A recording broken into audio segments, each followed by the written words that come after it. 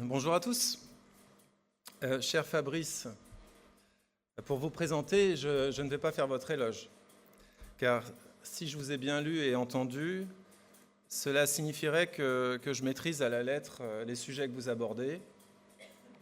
Alors, parler de vous, c'est plutôt se demander où est-ce que j'en suis avec Fabrice Adjadj. Vous êtes un peu comme ces albums de Tintin. Il y en a toujours un qu'on n'a pas encore lu ou pas bien lu. Oui, vous êtes un peu Hergé, caché derrière ces personnages, avec d'abord la fiabilité et le courage de Tintin, avec la barbe du capitaine Haddock et son envie d'en découdre, la loyauté de Nestor, l'ingéniosité du professeur Tournesol, et qui sait, la douce mégalomanie de la Castafiore. Chaque aspect de votre personnalité se dévoile à travers vos manifestations, qu'elles soient philosophiques, romanesques, radiophoniques, théâtrales, parentales et musicales. Vos œuvres agissent comme un miroir vivant des Saintes Écritures. Non pas un miroir grossissant ou déformant, mais plutôt celui qui nous perce à jour, qui révèle chaque fois un nouveau manque, qui éclaire un peu plus cette Bible que nous sommes nombreux ici à avoir dans le sang. Vous avez dit assumer désormais le statut de philosophe. Ce faisant, vous êtes par définition ami de la sagesse. Et pourtant, vous êtes marié et vous êtes père de 10 enfants. Vous avez écrit, entre autres, être père avec Saint Joseph, à moi la gloire, réussir sa mort, dont vous retrouverez des exemplaires à la boutique de livres tenus par Frère Hubert, de l'abbaye d'Ourscan dans le hall. Vous répétez souvent que vous n'aimez pas vous répéter. Ce qui me fait dire que vous êtes un artisan de la pensée. Vous aimez surprendre vos interlocuteurs et vos lecteurs par un franc-parler, pas du tout cavalier, mais plutôt chevaleresque. Chacune de vos œuvres interroge nos certitudes et semble chacune une pierre pour un édifice plus grand encore, une épopée des temps modernes qui déjà fait date, tel un chevalier Bayard, presse. Vous vous retrouvez parfois seul à défendre un pont face à des hordes d'Espagnols bien pensants. Les Grecs ont eu leur Iliade, nous aurons au moins votre Pléiade. Enfin, vous êtes oblat de l'abbaye de Solesmes, ora et labora donc, directeur de l'Institut de Philanthropos à Fribourg, témoignant de votre générosité dans l'enseignement, de votre sens du service et d'aide au discernement. Cette année, les équipes Notre-Dame se tournent vers le thème des vertus et essayent de les vivre en couple, en famille et dans leurs engagements. Mais quelle est donc l'origine de ces vertus et quels enjeux à l'heure où un certain cynisme inonde notre société? Les vertus seraient-elles une réponse chrétienne adéquate? S'agit-il d'un bon sens paysan? Ou est-ce que les vertus tirent leur essence même de l'Église catholique? Pourquoi d'ailleurs ces vertus élémentaires peuvent nous conduire vers d'autres vertus plus profondes, l'espérance, la foi et la charité. Fabrice, merci pour votre présence. Merci d'avoir traversé frontières et départements pour venir jusqu'à nous. Mesdames et messieurs, c'est un immense plaisir d'accueillir Fabrice Adjadj.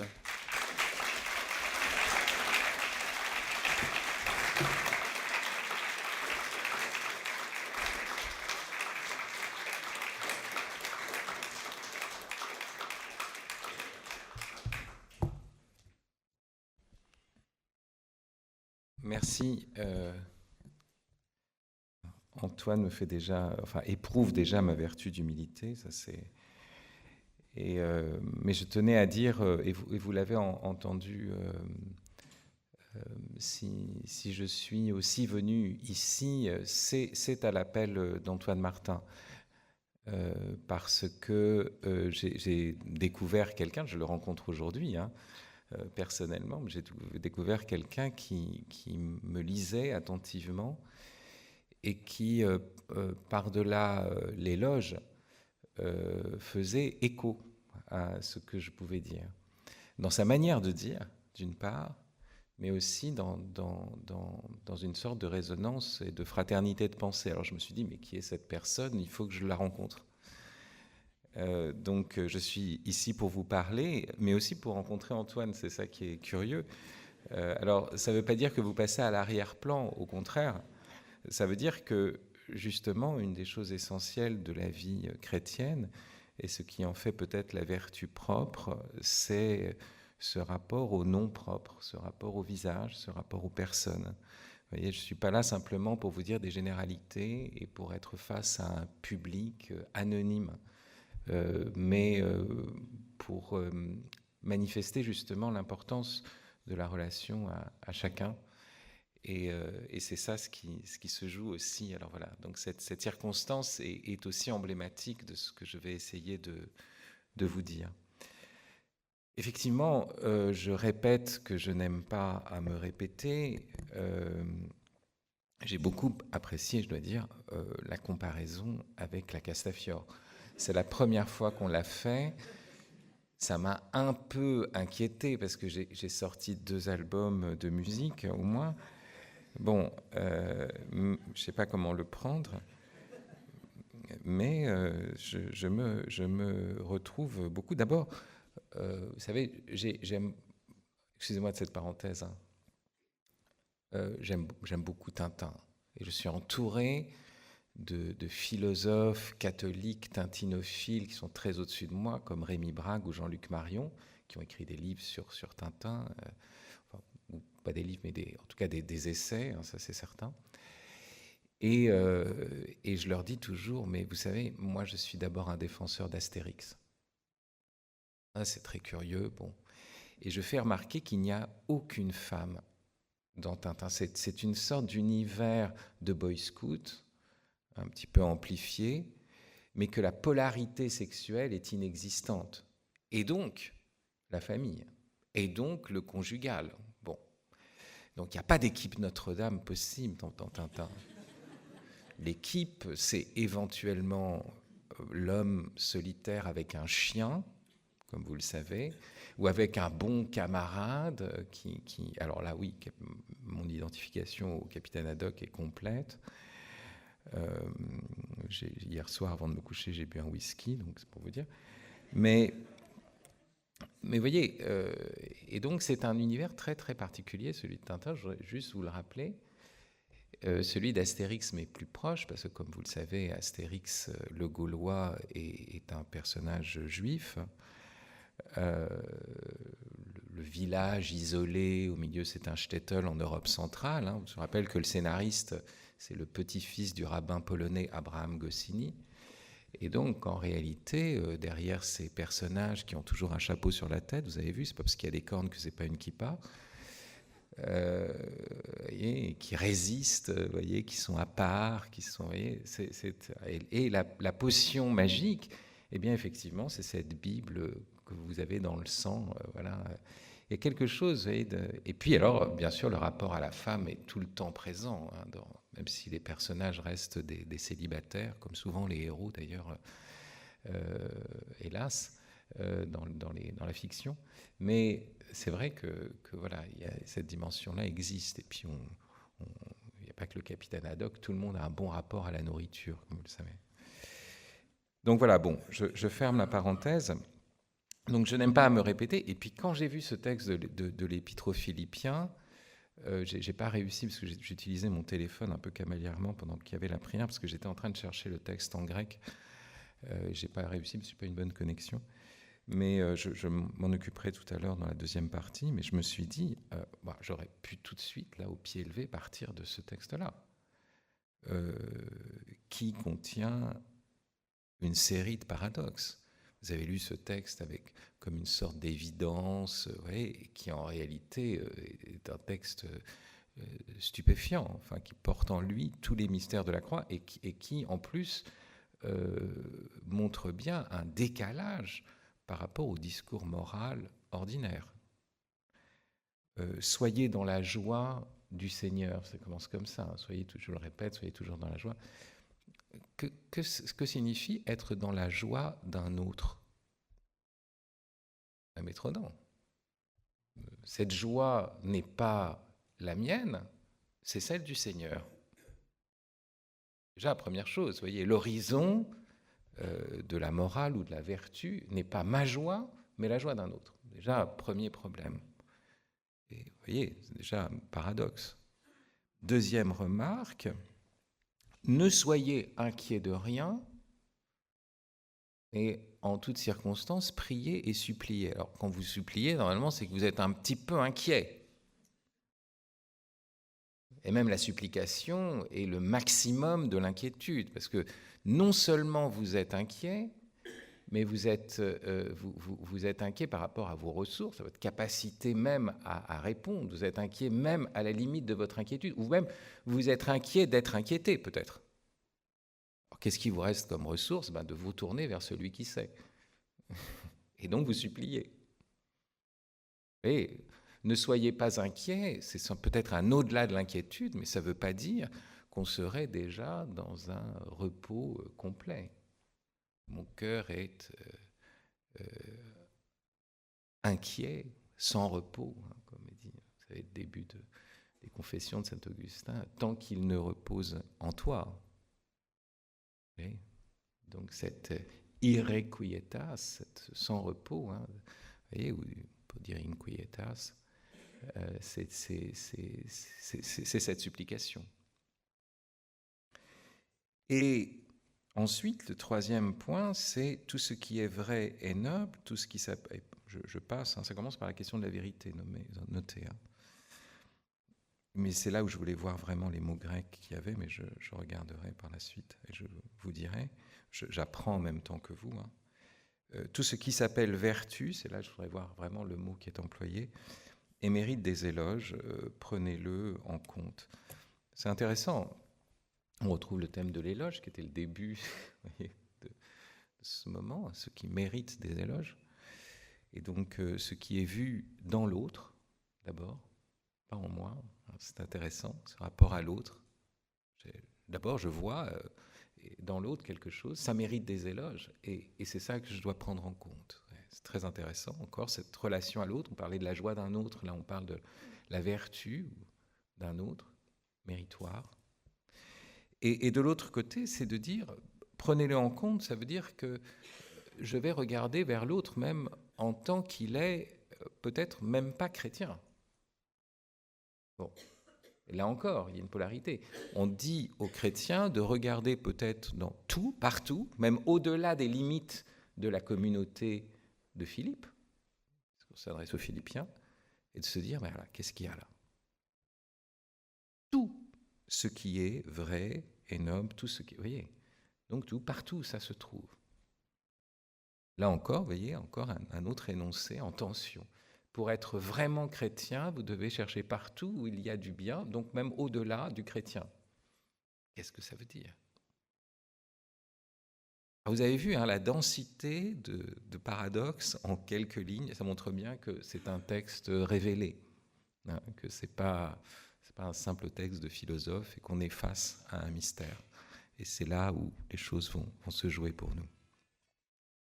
Alors, j'entre tout de suite dans le vif du sujet. Je reviendrai sans doute quand on aura eu une pause sur le texte de saint Paul, mais il faudra que je travaille un petit peu entre-temps pour être un peu plus au point, enfin sur le texte en grec pour voir ce dont il s'agit exactement. Je me méfie des traductions. Le thème de cette année, donc, si j'ai bien compris, pour les équipes Notre-Dame, ce sont les vertus. Et c'est un thème à la fois extrêmement classique, parce que vous pourriez le retrouver dans le catéchisme de l'Église catholique, et en même temps profondément archaïque et désuet. Comme vous le savez, le mot « vertu » est en déshérence.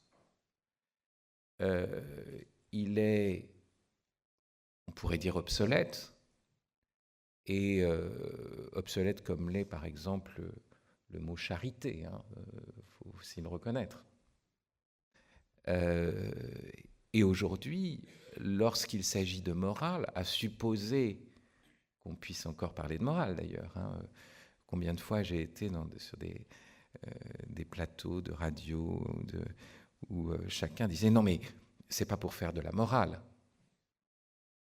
avec ce moralisme typique de celui qui ne fait pas de morale. Vous savez, je ne fais pas de morale, surtout ne faites pas de morale. Donc il est en train de nous imposer quelque chose, et c'est le pire des moralismes, parce que c'est un moralisme sans limite. Il croit qu'il ne fait pas de morale alors qu'il en fait toujours. Et ça, c'est la figure typique de notre époque. Il est interdit d'interdire. Bon, et c'est un peu ça, ou pas de liberté pour les ennemis de la liberté.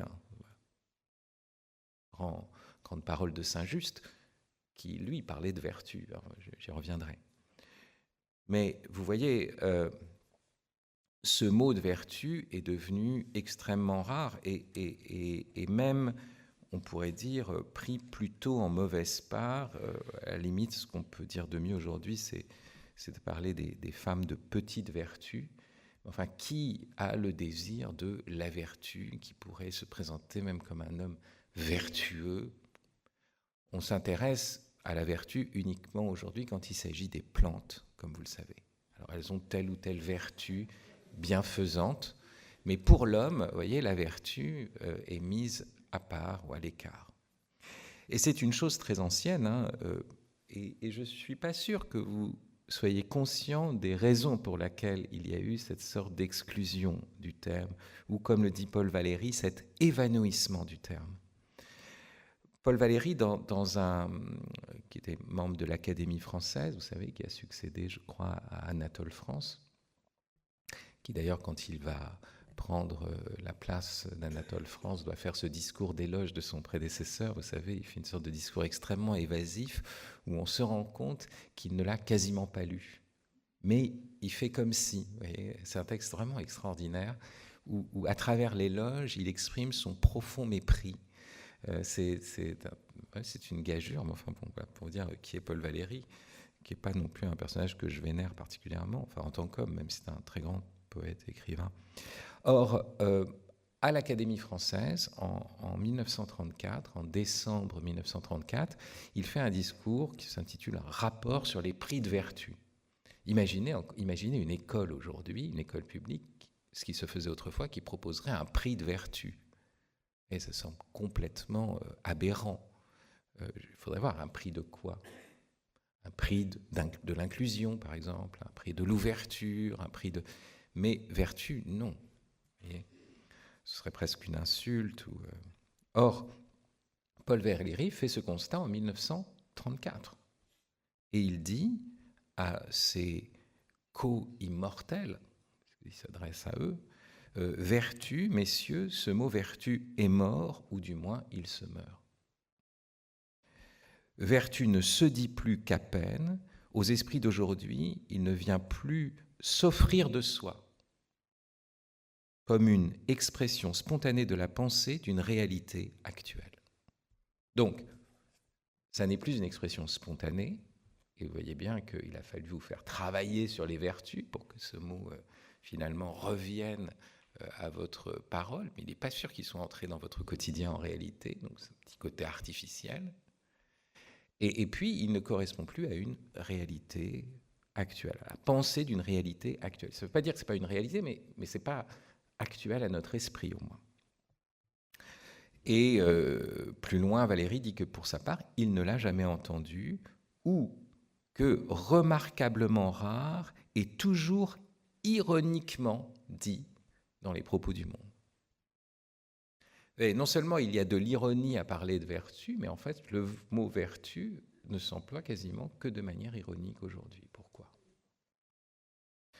Et il insiste sur l'évanouissement de la vertu. Alors vous pourriez dire, mais au fond, cela vient d'une société, Antoine parlait de cynisme, ou d'une société qui aurait oublié son christianisme, le rapport à la chrétienté, la sortie de la chrétienté. Eh bien non. Détrompez-vous. Quand le mot vertu a été brandi comme un étendard, Paul Valéry le dit, vous le savez, messieurs, comme la révolution survenue l'adopte, le fait sien, le proclame et s'enivre de lui. Le mot vertu, c'est le mot de la République révolutionnaire. Ça l'a été. Et par exemple, grande phrase de Saint-Just, la monarchie censure les ridicules, la République proclame les vertus. La monarchie, c'est Molière, on se moque de l'avare, du bourgeois gentilhomme, on censure les ridicules. Mais justement, ce que se prétendait être la Révolution française, c'était d'établir le règne des vertus. Et le mot vertu a envahi tout l'espace politique. C'est pour ça que Valéry va dire, mais vous savez aussi, messieurs, nous savons trop, et par une expérience constante, comme l'usage politique qu'on fait des plus beaux mots, des plus nobles intentions du langage, les dégrade, et bientôt les exténue et les épuise. Voilà ce que nous dit Paul Valéry. C'est la Révolution française et l'usage politique qui a été fait du mot vertu, c'est-à-dire un usage idéologique, si vous voulez, qui a fait disparaître en premier lieu ce mot, même dans la bouche de ceux qui l'ont brandi à la génération précédente. Vous voyez ? C'est-à-dire que les républicains eux-mêmes ne vont plus employer ce terme-là.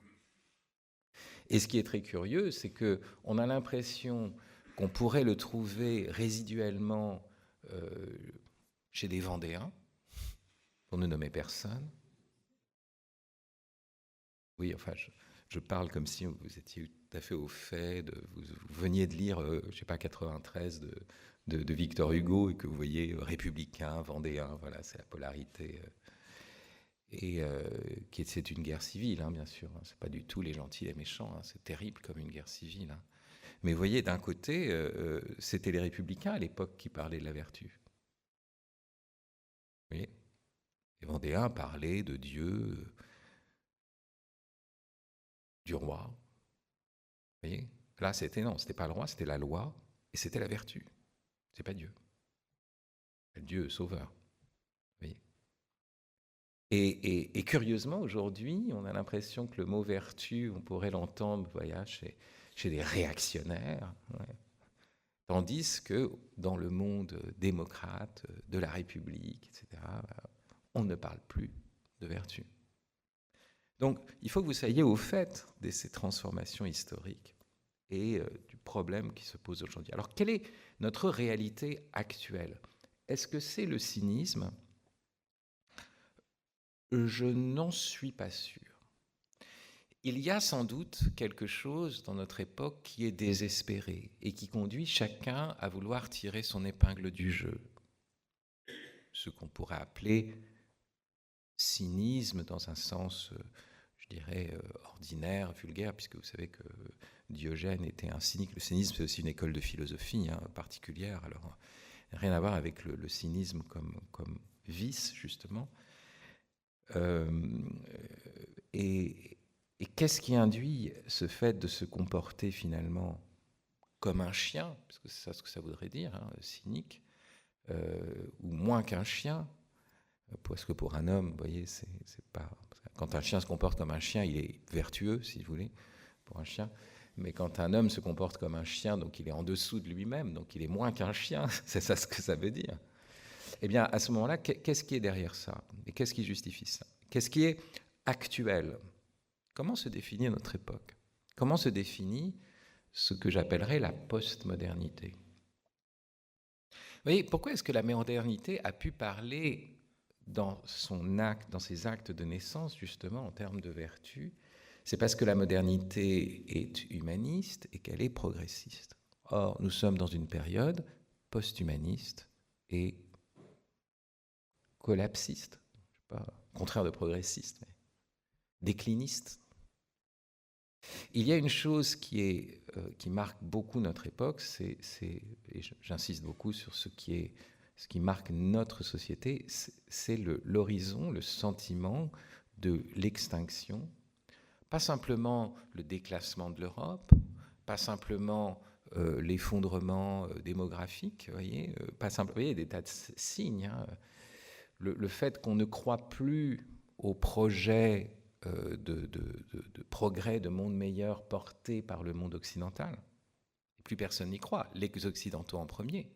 De là l'apparition de relecture de l'histoire où on dit, bon, s'il y avait eu l'esclavage autrefois, on peut le comprendre si c'était finalement un moment de l'histoire pour créer une société meilleure qui était après au bénéfice de tous. Mais si cette société meilleure ne vient pas, on regarde en arrière et on dit, mais l'esclavage, et on cherche à régler des comptes, vous voyez. Ce qu'on appelle le racialisme, ce qu'on appelle le wokisme d'une manière générale,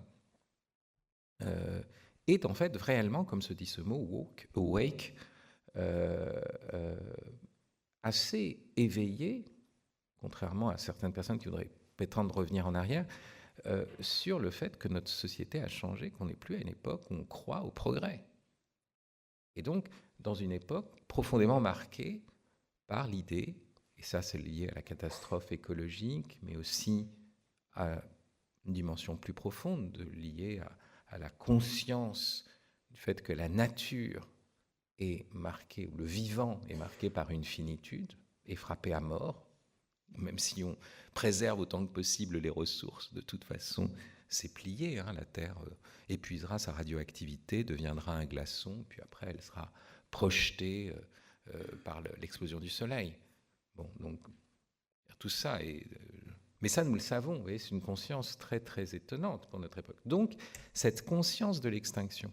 Et par rapport à cela, on voit bien que, oui, quoi est-ce qu'on peut croire encore? Et pourquoi bien agir? À quoi bon? Donc oui, ça, c'est le motif de ce cynisme, qui n'est pas un cynisme juste qu'on peut fonder sur l'égoïsme, qui est fondé peut-être sur une certaine lucidité quant à l'extinction et sur un certain désespoir. C'est pour cela que, ayant à parler de vertu, oui, il faudrait, au seuil de cette réflexion, au porche de notre entrée dans ce mystère de la vie bonne, eh bien, c'est le porche du mystère de la deuxième vertu. Vous connaissez ce texte de Péguy sur l'espérance.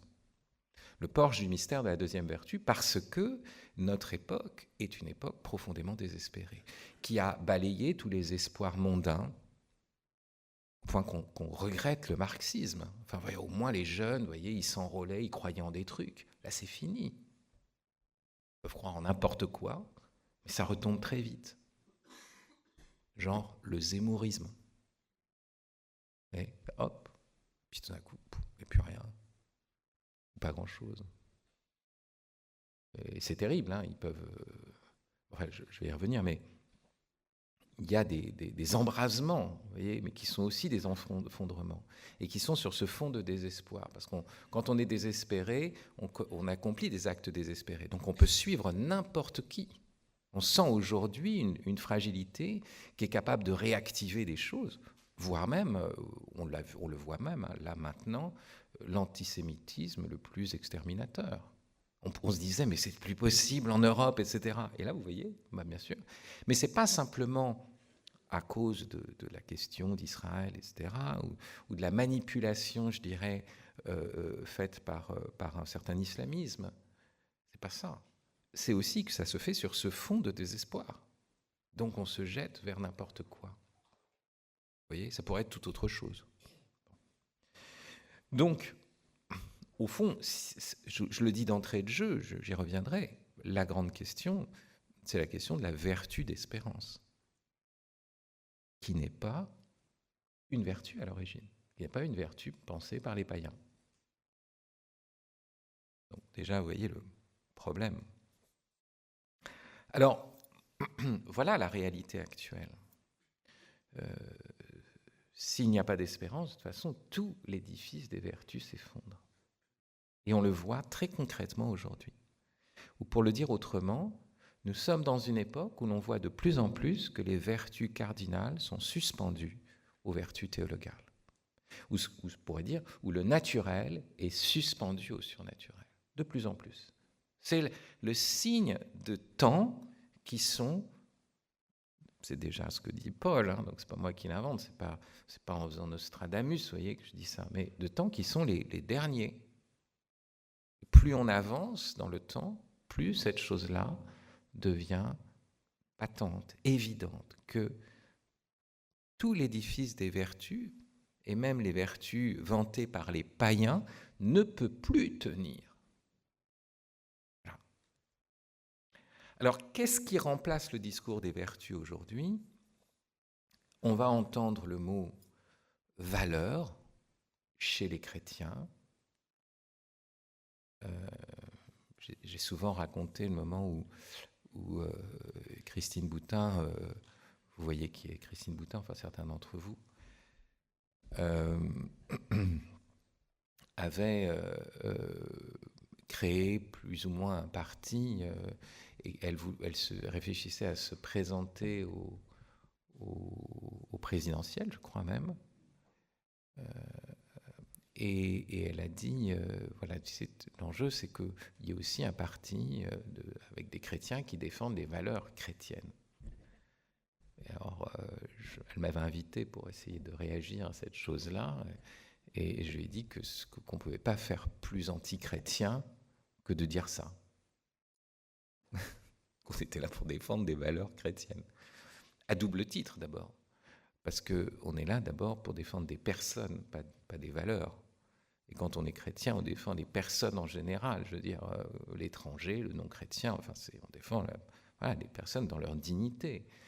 Et donc c'est déjà, enfin si on prend le discours de la doctrine sociale de l'Église, vous voyez, c'est pas des valeurs qu'on défend.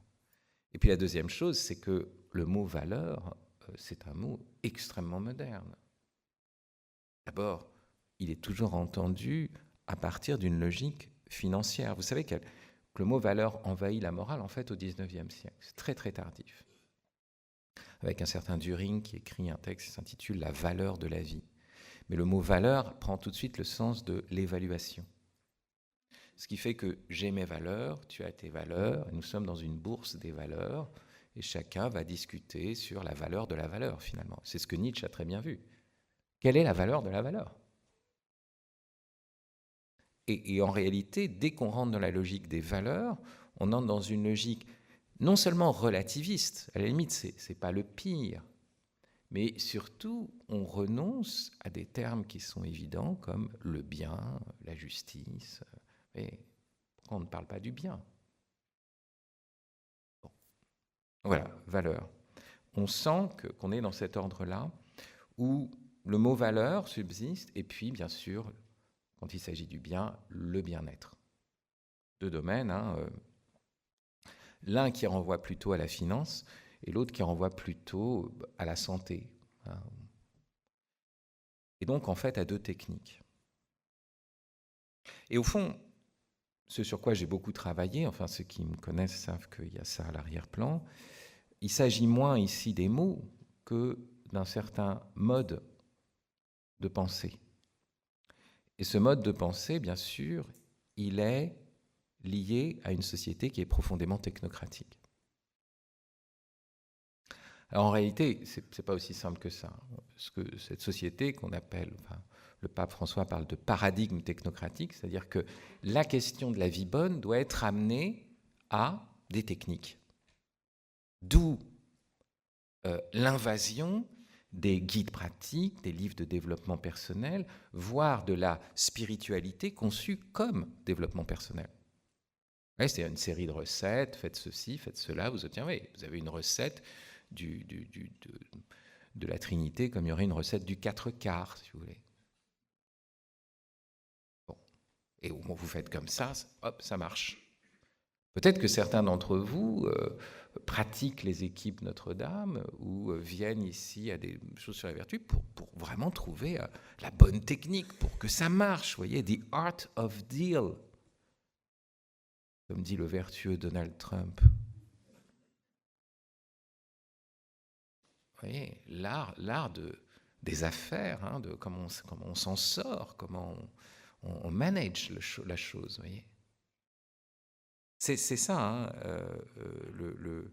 la logique. Mais derrière ça, il y a, parce que c'est ça qui est très intéressant et qui nous sort de la logique de la vertu, parce que la vertu emploie notre organisme affectif et cherche à le faire entrer dans l'ordre de la bonne volonté et de la raison droite.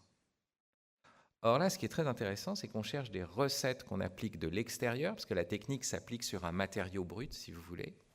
Donc une recette. Et de l'autre côté, on a une affectivité qui est complètement anarchique, qui devient de plus en plus pulsionnelle.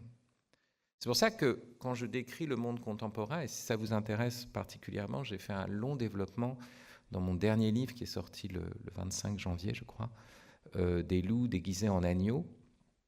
Le sous-titre, c'est « Penser les abus dans l'Église ». Enfin, l'enjeu, c'est par-delà l'affaire des frères Philippe et de Jean Vanier, de penser profondément qu'est-ce que ça veut nous dire et qu'est-ce que c'est qu'être chrétien, quelles sont les limites de certains types de spiritualité qui se sont développés dans l'Église et qui ont prétendu même justifier ce genre de dérive. Mais aussi montrer aussi comment notre époque est marquée par une profonde dérive et par des abus qui se font au nom de la compassion, au nom de l'ouverture aux plus faibles, aux plus petits. C'est ça qui était très intéressant dans cette affaire, c'est que c'est au nom des tout petits que se fait l'emprise. C'est ça le paradoxe. Si c'était une emprise par le haut, comme ça, purement et clairement tyrannique, ce serait sympa, au moins c'est clair, quoi. Là, c'est par l'esprit d'enfance, par la logique de l'abandon, par la logique, vous voyez, et comment c'est révélateur aussi de notre époque. Et donc, je déploie une réflexion sur ce que j'appelle le dispositif techno-compassionnel. Un des thèmes que j'ai le plus développé ces derniers temps. Donc, vous voyez, je le déploie à travers la pensée notamment de Bernanos. Pourquoi je parle d'un dispositif techno-compassionnel ? Parce que d'une certaine façon, si vous voyez le fonctionnement du monde d'Internet, c'est un monde où la plus haute technologie qui est là pour satisfaire nos besoins est envahie par le plus grand, émotionnalisme. Et donc, vous voyez, en même temps que notre société est technocentrée, elle est aussi, en même temps, pathocentrée. Vous voyez, on est dans un pathocentrisme, vraiment un règne du pathos. Et vous voyez comment ça marche. Donc, ces traînées de poudre, le buzz, tout ce que vous voulez qu'on voit sur Internet, l'amplification d'un phénomène où on voit des phénomènes mimétiques, pulsionnels, très rapides, passionnels en fait, et compassionnels, qui vont très très vite. Qui fait que je vis dans un des pays les plus riches, avec des jeunes qui sont de bonnes familles, quand je vois dans camarades et qui sont complètement obsédés, enfin qui s'identifient. Je connais un camarade trans très bien, enfin voilà, d'une de mes filles, qui vit vraiment comme un petit bourgeois, et qui s'identifie aux Gazaouis, vous voyez, voire même, j'ai lu un article du Washington Post là-dessus, aux Ukrainiens de Gaza. Parce qu'il y en a. Les mecs, ils sont mal barrés, ça c'est sûr. Ouais, c'est ça. On est du côté, on est cette compassion immédiate, et on n'est pas capable de penser une situation dans un long terme. On est pris dans cette et on agit et on est dans cette compassion. Alors, vous voyez, vous tournez un bouton, vous voyez pas celui qui a mal à côté de vous. Vous voyez toute la misère du monde qui arrive sur votre écran. Une misère à la mode, c'est qui est à la mode, avec des victimes à la mode. Pas victimes de la mode, c'est victimes à la mode. Et puis vous cherchez le bouton qui vous permet de résoudre le problème. C'est pareil, vous voyez, bouton qui vous fait... Donc, vous avez un dispositif affectif, spontanément, parce que vous ne pouvez pas penser que vous êtes le criminel, ça c'est ce qui vous arrive quand vous lisez l'Évangile.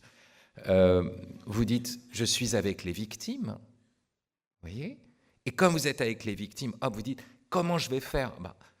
Il y a l'écran, vous voyez, il y a quand même non seulement le plexiglas, mais en plus, c'est à l'autre bout du monde, vous voyez. Donc vous cherchez, vous dites, où est le bouton où est la solution finale ? Vous voyez, c'est un terme qui doit faire résonance en haut. Ouais. Hop, on trouve le bouton. Vous voyez ? La Shoah par balle, on tuait les gens, et on a trouvé des boutons, vous voyez, pour éliminer le problème. C'est ça. On doit pouvoir éliminer le problème. Et ça, c'est le dispositif techno-compassionnel. Vous voyez, c'est des gens qui ont, comme dit Bernanos, la tripe sensible et le cœur dur. Alors qu'il s'agit d'avoir le cœur sensible et la tripe solide. Mais, vous voyez, donc, ce dispositif nous rend pulsionnels. Nos enfants qui sont sur des écrans et nous-mêmes, on appuie sur des boutons, on a l'habitude que tout soit à disposition immédiatement, donc on est entretenu dans quelque chose de compulsif, d'impulsif, mais d'impulsif avec en plus, vous voyez, une sorte de boulimie de l'impulsion, donc de compulsif. Et c'est ce dispositif, vous voyez, comment la technologie, finalement, plus elle se déploie, et plus nous-mêmes, notre vie affective régresse. Le progrès technologique va de conserve avec une sorte de régression de l'affectivité. Et cela se comprend autour du thème du pulsionnel. Voilà, pulsionnel. Appuyer sur un bouton, c'est ce que veut nous faire la technologie, elle nous donne des boutons qui nous met à disposition le monde, mais nous-mêmes, nous entrons dans cette manière d'être qui est de plus en plus pulsionnelle. Donc voilà la réalité actuelle. La réalité actuelle, c'est ce dispositif techno-compassionnel, et vous voyez comment les gens ne sont pas simplement des cyniques, ils veulent des solutions immédiates en appuyant sur un bouton. Donc ils sont d'un côté dans une hypersensibilité à tout, pour la terre, ils ont la sensibilité pour la terre. C'est un truc étonnant. Enfin, j'essaye de comprendre, vous voyez. Bon, quand on leur mettra une pelletée de terre dans la bouche, une fois que tout sera fini, ça sera réglé. Enfin, ils auront la vraie compassion, qui est se donner au ver de terre. Sachez que vous rigolez, mais il y a une penseuse, il faut dire ça comme ça, je ne sais pas comment on dit, pensoresse, une penseure américaine, Donna Haraway, vous savez, qui dit oui, l'horizon de la vraie morale et même la vraie humilité, c'est de retourner à l'humus. Et elle dit, moi je ne suis pas post-humaniste, je suis compostiste. Donc quand je vous dis ça, c'est que la compassion pour la terre est pensée jusqu'au bout, vous voyez, être compostiste. Donc vous avez cette sorte de sensibilité informe, qui même se proclame, qui se revendique dans son informité, puisqu'il ne faut pas être dans une sensibilité humaine, voire même rationnelle, parce que dès lors vous allez exclure les autres espèces. Il s'agit d'être dans une sensibilité avec n'importe quel, avec votre microbiote. Ça, c'est très important. Je suis sûr que beaucoup de gens ont eu leur vie changée depuis que le concept de microbiote est entré, la compréhension, et que désormais c'est ça le problème dans leur vie, entre vous. Hein. Donc, cultivez votre microbiote, vous êtes un écosystème en vous-même, etc. Et alors, à partir de là, vous êtes dans cette sorte de compassion. Il s'agit vraiment de la compassion au sens le plus élémentaire, sentir avec. Voyez, to feel with. C'est ce que dit Donna Haraway. Je ne cherche pas à penser, parce que penser, c'est trop humain. Vous voyez, il faut sentir avec l'autre. Donc on est dans une époque où il y a un moralisme du sentir avec, mais ce sentir avec qui est pris dans le dispositif technologique, il est un sentir pulsionnel, immédiat, etc., informe. Ça peut s'étendre à n'importe quoi. Donc société où on pleure sur le petit moineau, le moineau friquet qui disparaît, c'est vrai, c'est un problème. Et de l'autre côté, l'avortement se constitutionnalise. Bon, bah c'est ça, on sent avec.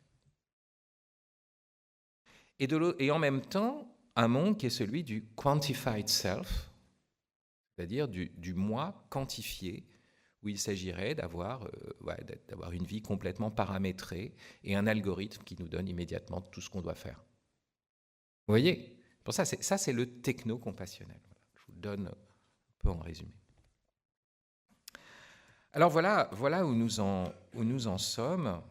Et donc, qu'en est-il de la vertu aujourd'hui ? Je ne pensais pas parler aussi longuement, enfin faire une introduction aussi longue. Je ne sais pas de quoi je vais pouvoir vous parler après, comment ça va. Mais je pense quand même qu'il fallait que je pose le contexte, parce que sinon, et que je le rende quand même, que je l'explicite un peu, parce que sinon, je serais moi-même dans le techno-compassionnel, c'est-à-dire, les pauvres, il faut que je leur dise quelque chose, et hop, je leur donne des slogans. Non, il faut que vous réfléchissiez. Donc, le mot vertu est un mot qui est en voie de disparition depuis très longtemps. Dans ses fragments posthumes, il ne les a pas écrits après sa mort, ça veut dire qu'on les a exhumés après qu'il était mort. Dans des notes de brouillon de 1888, Nietzsche fait cette remarque, il dit « Un jeune garçon vigoureux, tüchtig en allemand, prendra un air ironique si on lui demande « Veux-tu devenir vertueux ?» Demander à un jeune garçon. Mais il ouvrira des yeux pleins d'avidité si on lui demande « Veux-tu devenir plus fort que tes camarades ?» Vous voyez ? Je prends ce fragment qui va nous servir de phare avant Saint Paul. Il y a un grand lien entre Nietzsche et Saint Paul. Dans un livre qui va sortir en mai, j'ai un chapitre sur les deux, autour de la question de la nature. Mais d'abord, un jeune garçon vigoureux, si on lui demande, on est ici aux équipes Notre-Dame, la question de la conjugalité, de la familialité, la question de la transmission, très importante. Alors vous voyez, la question ici, c'est la transmission. Est-ce que je vais demander à mon enfant, veux-tu devenir vertueux ? Je viens de sortir là, d'une réunion des équipes Notre-Dame, on a parlé des vertus, ça t'aurait vraiment intéressé ? Ah bon ? Les vertus ? Non, ça ne m'intéresse pas. À qui ça peut intéresser ? Et en revanche, t'aimerais devenir plus fort ? Ah, ouais, là, genre Spider-Man. Ah ouais, et les super-héros avec des super-pouvoirs, donc ils sont plus forts. Et pas seulement plus forts, vous voyez, c'est pas un absolu, c'est plus fort que les autres, que tes camarades. C'est aussi dans une relativité. Alors c'est très intéressant parce que, au fond, de quoi témoigne ce texte ? Bon, d'un problème de transmission, peut-être, entre le vocabulaire des parents et celui des enfants, et qui vous laisse entendre que maintenant, en fait, il faut que je réfléchisse la transmission à partir du cadre mythologique, légendaire qui est fourni par One Piece.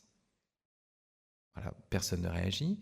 Mais si vous avez des enfants adolescents actuellement, eh bien, c'est One Piece qui est la règle, la norme des garçons, des jeunes garçons. Et c'est un manga japonais qui a un succès extraordinaire. Et donc, vous dites, voilà, vous devez partir de ça. Être fort, et qu'est-ce que ça veut dire être fort? Dans ce qui constitue leur imaginaire. Sinon, vous ne savez pas de quoi il s'agit. Mais ce qui est curieux, c'est qu'en fait, en retour, c'est le jeune garçon qui a raison. Parce qu'en fait, sa requête, s'il est sensible au fait de devenir fort, stark, en allemand, comme Iron Man, Tony Stark. Vous devez connaître aussi les Avengers, si vous voulez parler avec vous. Si vous voulez devenir fort, plus fort que tes camarades, en fait, vous voulez la vertu. C'est le sens premier du terme. Vertu vient de vis, curieusement, vis, qui donne viril aussi, qui donne vir, l'homme, à travers l'idée de la force. Et donc vous voyez, c'est bien ce dont il s'agit. Quand on parle de la vertu d'une plante, on parle de sa puissance, de sa force, de son pouvoir. Et donc c'est vraiment ce sens. Et si vous allez vers le grec, le mot vertu non seulement veut dire force, mais veut dire arrêter, veut dire arrêter, veut dire excellence. Donc plus fort que. Vous êtes excellent. Il y a un comparatif dans la notion d'excellence. Vous voyez ? Donc, veux-tu devenir plus fort que tu ne l'es ou que tes camarades? En réalité, c'est ça, veux-tu devenir vertueux? Vous voyez? Et le texte de Nietzsche nous montre en fait comment nous avons oublié le sens du mot vertu plutôt qu'il ne critique la vertu. Alors c'est bien ce dont il s'agit. Est-ce que, si nous parlons de force et d'excellence, le meilleur, be the best, ça les Américains aiment bien ça, ou les Juifs, mon fils tu vas être un champion, ça c'est un peu plus parlant. Ça peut être aussi écrasant, attention. Hein. Mais ce que je suis en train de vous dire, c'est que vous êtes vraiment là dans l'ordre classique de la vertu. Alors, pour aller un peu plus loin,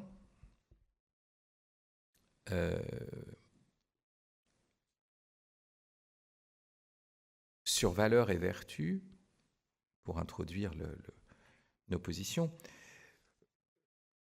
au mieux, on peut penser le mot valeur aujourd'hui à partir de l'idée de ce qu'il faut défendre, ce qu'il faut... Alors, le mot valeur sur la défensive, ça c'est vrai. Mais éventuellement, ce qu'il faut faire.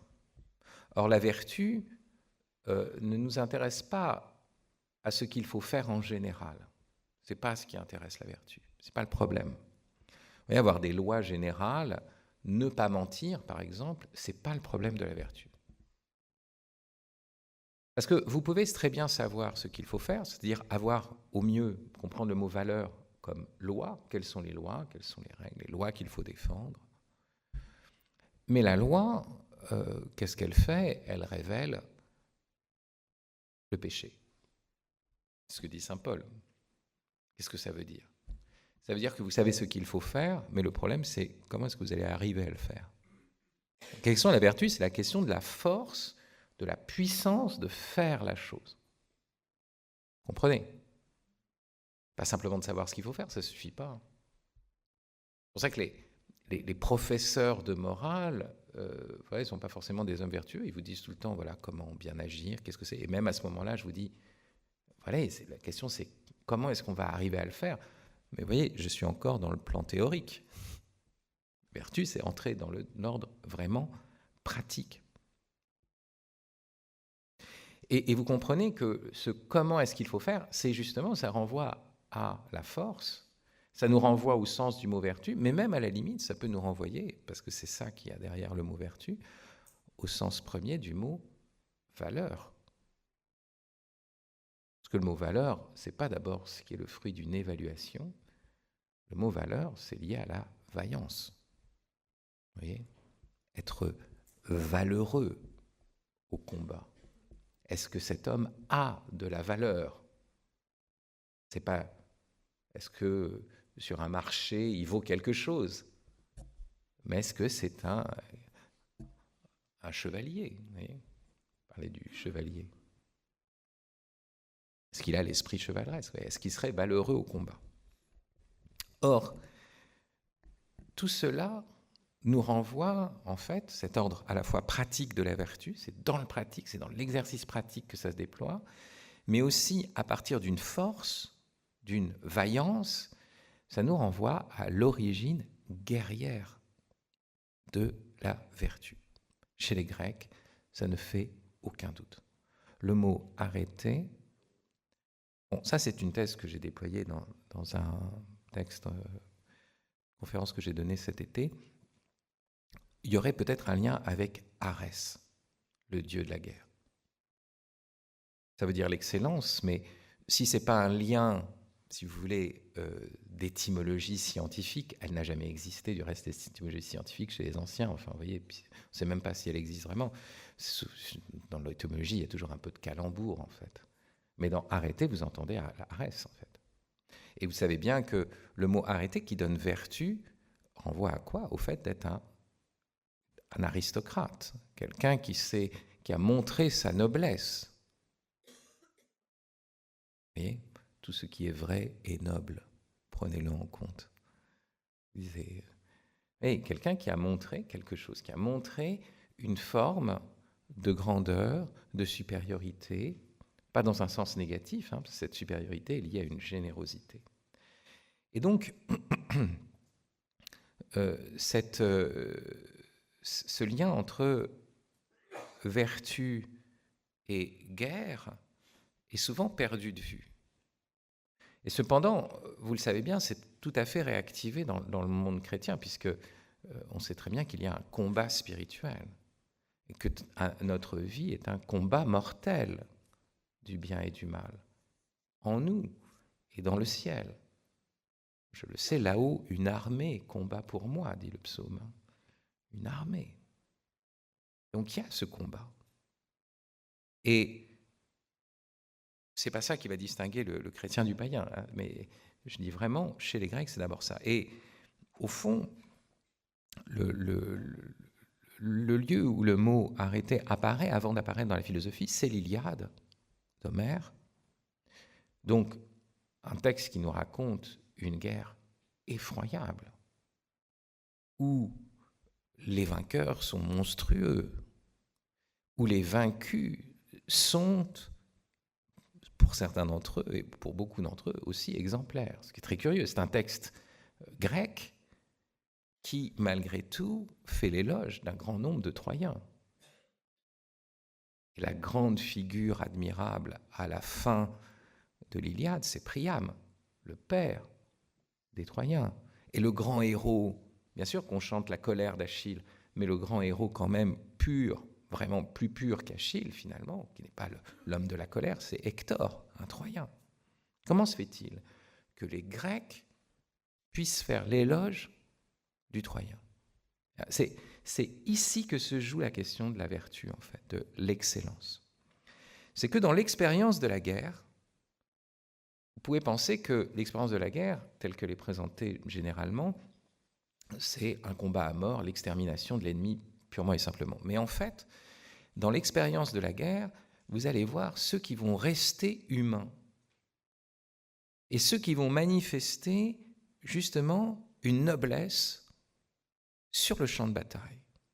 C'est ça l'homme valeureux.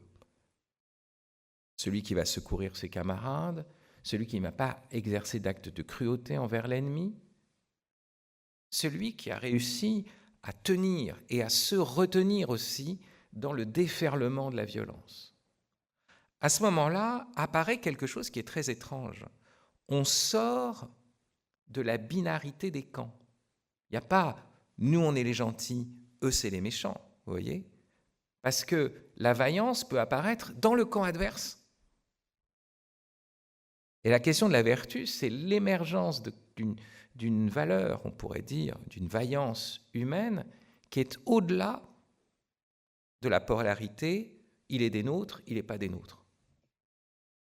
De la polarité, il est de notre camp, il n'est pas de notre camp.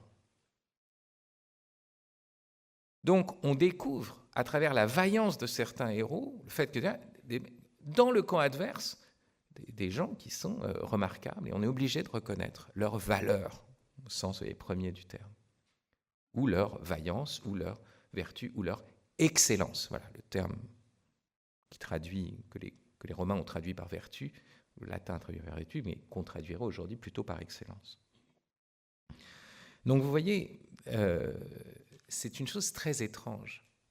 La vertu se révèle dans un combat, mais dans un combat où ce que j'apprends, c'est pas simplement à vaincre l'ennemi, mais que l'ennemi peut montrer plus de vaillance que moi. Et qu'au moment même où je l'aurais vaincu, si je l'ai vaincu de manière crapuleuse, de manière traite, fourbe, vous voyez, c'est ce que je voulais, en fait, j'ai perdu. Et c'est lui qui aura été noble dans un ordre intérieur, dans un ordre spirituel, moral, qui est supérieur, finalement, à l'ordre matériel. Voilà ce dont parle l'Iliade. Vous voyez ? Je suis l'analyse d'un philologue et penseur allemand qui s'appelle Werner Jäger dans Paideia, qui fait toute une analyse de l'apparition de la notion d'éducation chez les Grecs, de Paideia, dans l'œuvre d'Homère, et notamment dans l'Iliade. Et que la notion d'arrêté, d'excellence, de vertu, apparaît dans ce contexte guerrier. Ça va, je me suis fait comprendre sur cette chose-là ? Donc, vous voyez, la vertu, c'est tout d'un coup quelque chose qui est une grandeur, qui apparaît dans un combat, mais qui n'est pas simplement liée à des appartenances données au départ. Vous voyez, il va falloir que je sois éprouvé. C'est à l'intérieur de cette épreuve que je vais cultiver quelque chose qui a un rayonnement, on pourrait dire, universel, qui dépasse l'opposition, voyez, de nos alliés, de nos adversaires, qui a une grandeur en soi, pourrait-on dire. Alors à partir de là, ça c'est le lieu de naissance, à partir de là, ça va être développé par la philosophie. Et spécialement, pourrait-on dire, par Aristote. Et quand le catéchisme fait référence à la doctrine de la vertu, il ne pense pas à Kant d'abord, il ne pense pas, parce que ça aurait pu être plus récent, et le kantisme, la morale vue par Emmanuel Kant a marqué beaucoup de chrétiens, et marque encore beaucoup de chrétiens aujourd'hui. Et c'est peut-être ça qui rend difficile l'accueil, par exemple, de certains textes du pape François à Maurice Laetitia, où il y avait une vision très, très, peut-être beaucoup plus aristotélicienne que kantienne. Il y a la loi, il faut appliquer la loi inconditionnellement. Non, il faut voir les situations, disait le pape. Ah oui, mais alors vous devenez relativiste. Non. Mais considérer les situations particulières, c'est précisément le propre de la vertu ou de l'éthique par Aristote. Donc, vous voyez, c'est autre chose. Donc, c'est vraiment Aristote qui est derrière. Or, Aristote va essayer de penser, il est conscient du problème originel de l'Iliade, c'est pour ça qu'il va insister beaucoup sur le courage. Et donc la force, la vertu de force, c'est un thème majeur, et aussi sur la magnanimité, la grandeur d'âme. Et c'est pour ça aussi qu'il va peu parler de l'humilité. Les païens ne parlent pas de l'humilité, on verra. C'est pour ça aussi que même si c'est un grand penseur de la justice, il ne va pas la penser exactement de la même manière que la Bible. Mais ça ne veut pas dire que c'est contraire, mais ça veut dire qu'on n'est pas sur le même registre. Donc, qu'est-ce qu'il va dire ? Il va d'abord faire ce constat qu'il y a cette différence entre l'homme et les autres animaux, que l'homme... le propre des vivants, c'est qu'ils passent de l'imparfait au parfait. C'est ce qu'on appelle la croissance. Et la plante, c'est un gland qui va se déployer, devenir un chêne. Et le petit homme, ou l'adolescent, c'est un glandeur. Et il va se déployer pour devenir tout d'un coup un homme actif, etc. Enfin, souvenez-vous, enfin, moi je me souviens très bien de ce que je fus, un glandeur. J'ai trouvé la condition mûre, adulte, qui presque me permet de l'être encore le plus possible, hein, c'est-à-dire professeur de philosophie, poète, etc. Voilà. Mais certains deviennent des chênes vigoureux, vous voyez, c'est pas... Voilà. Alors c'est ça, mais vous voyez, la différence entre la plante ou les autres animaux et l'homme, c'est que ça va passer par une réflexivité.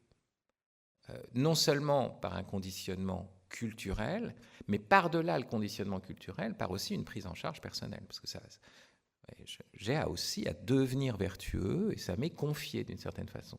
C'est pour ça que je peux rater ma vie. Je peux passer à côté de la vertu. Donc, c'est très curieux, mais ça veut dire que l'homme n'accomplit sa nature qu'à travers une réflexion et une culture, à la différence des autres animaux. Il est naturellement un être culturel, naturellement un être de libre arbitre qui va devoir faire des choix et créer en lui, par ses choix, des dispositions. Pour le dire autrement, les autres animaux se déploient par une forme d'épanouissement, la croissance, et à travers des instincts. Nous n'avons pas, absolument parlant, d'instinct. Nous avons certaines tendances naturelles, mais ces tendances naturelles nous poussent à réfléchir sur nos situations, à nous poser des questions. Et vous pourriez dire, ah ben c'est dommage, on aimerait bien être comme les autres animaux. Certains, soit dit en passant, au fond, c'est le problème de Kant. Il dit, si la vie morale consiste à discerner à chaque fois dans des situations particulières ce qu'il faut faire, alors nous sommes inférieurs aux autres animaux, parce qu'eux, ils le trouvent tout de suite.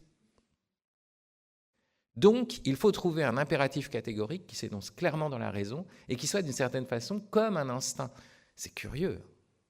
Donc, agit de telle sorte que la maxime de ton action puisse être érigée en législation universelle. C'est-à-dire, si tout le monde fait ce que tu es en train de faire, c'est bien. Et ça se voit tout de suite et c'est inconditionnel. Il n'y a pas à discerner. Vous voyez ? Est-ce que ça marche ? Je me suis toujours posé la question s'il y a morale kantienne. Et c'est, par exemple, quand j'urine au pied d'un arbre, et je me dis, mais si tous les hommes urinaient au pied de cet arbre, à ce moment-là, c'est universel. Bon, on voit bien que tout d'un coup, la contingence, le particulier revient. C'est pas ça ce que veut dire Kant. Donc il y a quelque chose qui ne marche pas tout à fait. Bon, bref. Ça pour vous dire que certains d'entre nous pourraient rêver de la vertu comme finalement, je ne me pose plus de questions, je sais ce qu'il faut faire. Et beaucoup de cathos, disons-le, vous savez, vous connaissez dans ma terminologie, hein, que le catholique, le catho, c'est le catholique mutilé, hein, ou le catholique sans le hic. Donc pour lui, il n'y a pas de problème. L'horizon de sa vie, c'est que tout d'un coup, l'Esprit Saint est là, j'ai plus à réfléchir. Je vis sous la motion de l'esprit, comme un porc. Je veux dire, c'est un instinct. Vivre comme un porc et vivre sous la motion de l'esprit, c'est parallèle, vous voyez, comme ça, il n'y a plus à réfléchir. Hop, on y va. Mais vous voyez bien que ça ne peut pas être ça. L'Esprit Saint, qui est aussi l'Esprit créateur, qui m'a donné ma volonté et mon intelligence, plus il est présent, plus il m'attire, plus il m'impose de réfléchir et de travailler sur ma volonté. Vous voyez ? Vous pouvez être assuré que l'Esprit Saint est là quand vous commencez à lever le nez du guidon et vous dites « Bon alors maintenant, qu'est-ce que je dois faire ?» Ça, c'est la présence de l'Esprit Saint. Je vous dis ça parce que vous êtes peut-être dans des groupes charismatiques où au contraire, l'Esprit Saint, c'est l'inverse, voyez. C'est hop, j'ai la solution. Oui, ça, c'est l'esprit du paradigme technocratique. Vous êtes dans le techno-compassionnel. Ça ne marche pas comme ça. Qu'est-ce que veut un père ? Avoir un fils qui est un homme et qui est responsable. Qu'est-ce que nous a confié Dieu ? D'être les coopérateurs de son œuvre, pas d'être des sortes de jouets à l'intérieur d'une fatalité divine. Vous voyez, on n'est pas dans... Donc, L'Esprit Saint, qu'est-ce qu'il fait? Il m'attire d'abord. C'est une attraction du Père. Il m'attire vers quoi? Vers l'incompréhensible. Donc à chaque fois qu'il est là, je suis au bord de la perplexité, vous voyez. Je me dis, oula, comment est-ce que je vais faire? Et donc qu'est-ce que je fais? Je sors de mon inquiétude, simplement de mes petits débats, machin, oui, parce que c'est devenu beaucoup trop grave. Je sais que j'y arrive pas, c'est au-delà même de mes capacités. Et donc je me mets à prier et supplier. Ah ben voilà, on retrouve. Mais je prie et supplie non pas pour avoir le truc tout cuit, pour que tout d'un coup, en moi, les choses s'ordonnent par rapport à la vraie finalité de la vie, et que parfois les faux problèmes que je me pose s'éloignent et que je puisse prendre une vraie décision. Vous voyez? Mais il ne m'est jamais épargné le discernement ni la décision. Donc ça, c'est un donné, je veux dire, de la nature humaine. Ce n'est pas simplement le christianisme qui nous dit. Vous devez comprendre que sinon, on serait des sortes de bêtes spirituelles et que notre horizon, on croit que c'est le Christ, mais non, c'est la bête. Et si la bête nous fait porter sa marque, si la bête, vous voyez, pourquoi est-ce qu'on va la suivre, la bête? Parce que, hop, elle a les solutions à tout. Je me souviens d'un ami qui était directeur dans le premier établissement catholique sous contrat dans lequel j'ai travaillé, que certains d'entre vous connaissent, l'institution Sainte-Jeanne d'Arc à Brignoles. Le premier directeur, Bruno Pranger, a un jour fait venir une des élèves qui s'habillait en gothique, sataniste. Et il lui dit, je ne comprends pas, pourquoi tu es devenu sataniste? Elle dit, mais parce que, vous savez, j'ai prié Dieu et il ne m'a pas exaucé. Mais le jour où j'ai prié Satan, il m'a exaucé tout de suite. Ah ben voilà. Je trouvais ça très bon comme remarque. On ne peut pas mieux dire. Et oui, parce que si vous attendez de vivre comme un esclave, finalement, même si vous êtes un esclave qui tend vers son bien-être, un esclave qu'on caresse, un pet, un animal de compagnie, si vous voulez, un animal de compagnie de Satan. Il vous caresse, il vous nourrit, vous voyez, mais pourvu que vous soyez à ses pieds, quoi. Ben voilà, et vous vivez par instinct, vous vivez vous êtes porté, vous êtes sur des rails. Dès que ça devient compliqué, vous ne comprenez plus, dès qu'on vous parle de croix, dès qu'on vous parle de dire il faut réfléchir à ce qui va se passer, ce n'est pas normal. Par exemple, celui qui doit nous sauver, en fait, il va tomber dans le pire, il va être mis en croix, ce qui est le contraire. Je ne comprends pas. Non, Seigneur, ça ne t'arrivera pas. Pierre, je t'ai appelé Pierre, maintenant je vais t'appeler Satan. Oui, parce que à ce moment-là, Pierre, il doit sortir de ce qui lui semblait être un truc automatique. Le salut automatiquement, vous voyez? Et il doit réfléchir. Il doit devenir le premier pape. Vous voyez? Ce qui est vraiment rude. Ce qu'on peut souhaiter à personne. Donc, voilà, cette réflexion, elle est... Et vous voyez, c'est ça. Donc, on est dans une vertu pratique qui exige notre intelligence et notre volonté. Alors, je vous ai dit, le pratique, c'est pas dans l'ordre de savoir ce qui est. C'est savoir ce qui est à faire. Donc, vous voyez, l'ordre pratique concerne ce qui n'est pas encore.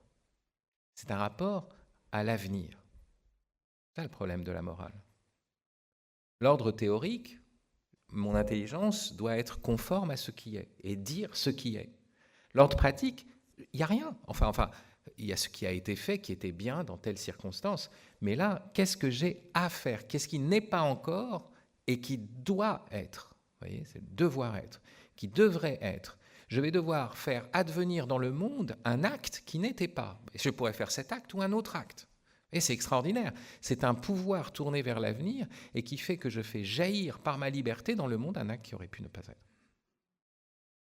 Alors attention, cette vertu pratique, elle se divise entre le faire et l'agir, classiquement, chez Aristote. Vous avez un peu appris ça, non? J'imagine, non? Oui. Moi, je reviens vraiment aux fondamentaux pour que ce soit clair, les vertus. Parce que tout de suite, on va un petit peu vite du côté de la vertu morale. Donc, dans l'ordre pratique, vous avez le faire. Quand il s'agit de de produire une œuvre extérieure dans une matière. C'est la vertu pratique de l'artisan, de l'artiste, du producteur, de quelque chose. D'accord ? Et ce qu'on cherche dans ce cas-là, ce n'est pas à devenir soi meilleur, mais à ce que la chose qu'on fait soit bien faite et soit bonne. Vous êtes un bon coutelier, par exemple. Donc vous faites des bons couteaux. Ça, c'est la vertu pratique. Peu importe si vous vous en servez pour égorger vos voisins. D'ailleurs, c'est une manière de prouver dans la publicité que vos couteaux sont très efficaces. Et là, on dit « Ah, quel bon coutelier !» Mais ça ne veut pas dire que c'est un homme bon. Vous voyez, c'est la différence. Vous pouvez être très bon dans l'ordre du faire et pas être bon dans l'ordre de l'agir. D'accord ? Et donc, vous voyez, comment s'acquiert la vertu de bien faire des couteaux? Par répétition d'actes. C'est en forgeant qu'on devient forgeron. Ce n'est pas en passant d'un savoir théorique à un savoir pratique. Ce n'est pas en lisant des livres sur la pratique. C'est en faisant. Et c'est vrai aussi par la vie morale. C'est-à-dire, il faut pas simplement dire « Ah, l'amour des pauvres »,« Ah, comment on dit, la DSE ». Vous connaissez cette terminologie-là ? Des gens qui me font des acronymes et les jeunes qui font... Alors, les vieux font des acronymes et les jeunes font des apocopes. Ils disent plus les mots. Donc les vieux, ils ont la DSE, on va dire la doctrine sociale de l'Église. Et les jeunes, ils disent je vais aller voir mon père Spi, et après on aura une ado. Bon. Ça, c'est très catho. Alors, il ne faut pas seulement des répétitions d'actes dans ce cas-là. Il faut, en plus, voyez, un amour, des amours ordonnés. Il y a une grande différence entre l'ordre pratique et qui est celui de la fabrication du fer et l'ordre pratique qui est celui de l'éthique ou de la vertu, de la morale comme telle. Dans ce cas-là, il faut avoir une bonne volonté et il faut aimer vraiment ce qui est la fin ultime de l'homme. Donc vous voyez, ça c'est un point très important qui montre le fait qu'il faut que la volonté soit droite. Et on ne peut pas jouer avec la volonté là-dessus. Thomas d'Aquin insiste sur le fait qu'un artiste peut s'amuser à faire des fautes, et quand il fait des fautes, il montre combien il maîtrise, voyez, son art. C'est curieux. Par exemple, un grammairien peut s'amuser à faire des fautes de français pour vous montrer. Mais est-ce qu'un homme d'action, un homme juste, peut s'amuser à faire des fautes? Non. Vous voyez, c'est pas possible. La volonté doit toujours garder sa droiture. L'autre différence aussi, c'est que dans l'ordre de la production des choses, on peut trouver des moyens déterminés. On a une recette, on a un savoir-faire qui marche pour produire une chaise, par exemple, pour produire un couteau. Dans l'ordre de la vie morale, il n'y a pas de voie absolument déterminée. On est dans une voie qui s'appelle la voie du conseil, et non pas la voie des moyens déterminés. C'est-à-dire qu'autour de vous, personne, si quelqu'un vous dit « voilà, tu es là, c'est ça exactement ce que tu dois faire », bon, s'il s'agit de vous arracher à un péché évident, c'est vrai. Mais s'il s'agit d'un lieu de discernement entre plusieurs biens, il dit « c'est évident, c'est ça ce que tu dois faire », là, dites-vous bien que vous avez trouvé un gourou, mais vous n'avez pas trouvé un accompagnateur. On ne peut avoir que des conseils dans l'ordre, parce que nous sommes dans une situation unique. Et celui qui voit le mieux la situation unique a besoin d'être éclairé par l'autre, c'est celui qui est en train de la vivre. Il a besoin, parce qu'on peut pas, on est parfois trop, donc on a besoin d'être éclairé par d'autres. Mais ce ne sont pas les autres qui peuvent voir absolument après, à notre place, la décision qu'il faut prendre. Donc vous voyez, dans le domaine de la vertu morale, on a quelque chose qui s'appelle, qui est la maîtresse, la reine des vertus morales, cardinale, on est toujours dans la pensée païenne ici, la prudence. La prudence qui n'est pas simplement savoir la loi générale, ne pas mentir, mais de dire, dans cette situation-là, face à telle personne, vous voyez, comment est-ce que je fais? Parce qu'il faut dire la vérité de telle sorte qu'elle soit entendue, ce qui n'est pas facile. Donc il faut que je sache à quel moment, dans quel lieu, de quelle manière, et tout ça. Et ça suppose un tact, une finesse. mais plus encore même une sympathie pour la personne avec qui on va le faire. Sinon, ça ne va pas être entendu. Vous voyez, c'est là un autre problème de la vertu morale. Et enfin, et c'est le point sur lequel je crois qu'il faut que je m'arrête, c'est ça, c'est la fin du premier, d'accord. 7. Ça va me permettre de faire ma transition avec ce qu'on verra par la suite. L'autre chose qui est très importante et sur quoi insiste beaucoup Aristote, sur quoi va aussi insister la morale de saint Thomas d'Aquin, etc., c'est que dans le cadre de l'action, pas de l'action, du faire, de produire quelque chose à l'extérieur de moi, vous voyez, c'est la perfection de l'objet qui est en jeu, la perfection de l'œuvre. Un bon coutelier, on voit comment qu'il est bon coutelier, pas en le regardant lui, mais en regardant ses couteaux. Vous voyez, la perfection de l'art se voit dans l'œuvre, et pas d'ailleurs dans l'artiste, c'est en regardant son œuvre. En revanche, vous voyez, dans l'agir, dans la vie morale, donc la vertu prise au sens strict, on pourrait dire, de vertu morale, on n'est pas dans une opération transitive où on perfectionne quelque chose à l'extérieur de nous, vous voyez, qui va à l'extérieur, mais on est dans une opération immanente. On se perfectionne soi-même. C'est un mouvement, vous voyez, c'est l'insistance spéciale d'Aristote sur le fait qu'au fond, la question de la vertu, c'est la question de la perfection de soi. Très curieux, c'est très nietzschéen. On n'imagine pas à quel point... Et d'ailleurs, qu'est-ce qui est immanent? Quels sont le lieu propre des opérations immanentes dans la pensée d'Aristote? C'est la vie. La vie est faite d'opérations immanentes. Regardez, premières opérations du vivant, la nutrition, la croissance, l'engendrement. À chaque fois, il s'agit, quand je me nourris, quelle est la finalité? Qu'est-ce que je suis en train de... Qu'est-ce que je vise? Je ne vise pas la destruction du poulet, vous voyez. Je vise que le poulet, justement, nourrisse ma substance, et c'est ma propre substance qui est en jeu. Donc c'est un mouvement qui revient vers moi et qui me soutient dans la vie, et qui va même servir, si je suis jeune encore, à ma croissance, donc qui va me perfectionner pour me faire atteindre la maturité. Et là encore, vous voyez, on est dans un mouvement où ce qui est visé, c'est la perfection de celui qui agit. D'accord ? C'est pas la perfection de l'œuvre extérieure, mais la perfection de l'agent lui-même. De la même façon, l'engendrement, c'est un perfectionnement là qui va au-delà peut-être de moi, mais qui est toujours à l'intérieur de ma propre perfection, la capacité, après avoir reçu, de donner à mon tour. Vous voyez ? Et par ailleurs, de permettre à l'espèce de continuer. Même chose, quand j'apprends quelque chose, quand je connais, est-ce que je change le monde à l'extérieur de moi? Non, ce n'est pas le monde qui est changé, c'est moi qui suis perfectionné. Tout d'un coup, j'acquiers une connaissance. Vous voyez? Quand j'aime, est-ce que c'est d'abord le monde qui est changé? Non, c'est mon cœur qui se dilate, c'est moi qui m'ouvre au monde. C'est ma propre perfection qui se joue dans l'amour. Vous voyez? Donc, en fait, quel est ultimement ce que va dire Aristote sur la vertu? C'est que la vie vertueuse chez l'homme, c'est le plein déploiement de sa vitalité propre. Plus vous êtes vertueux, plus vous êtes vivant. Et donc, c'est pensé à partir d'une logique qui est celle de l'épanouissement, de la fructification, au-delà de l'épanouissement. L'épanouissement, c'est un peu trop soi. Fructification, c'est que vous donnez en plus du fruit pour l'autre. D'accord? Épanouissement, fructification. Déploiement de la vitalité. Agir de manière vertueuse, c'est agir de la manière la plus vivante qui soit. Mais ça pose un problème. Quand vous êtes arrivé à cette vérité-là, vous êtes un païen. Vous êtes un païen.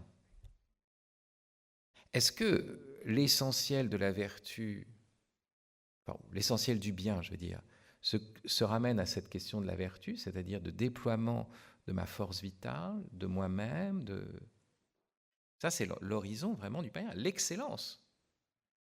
Ou est-ce que c'est une question d'alliance?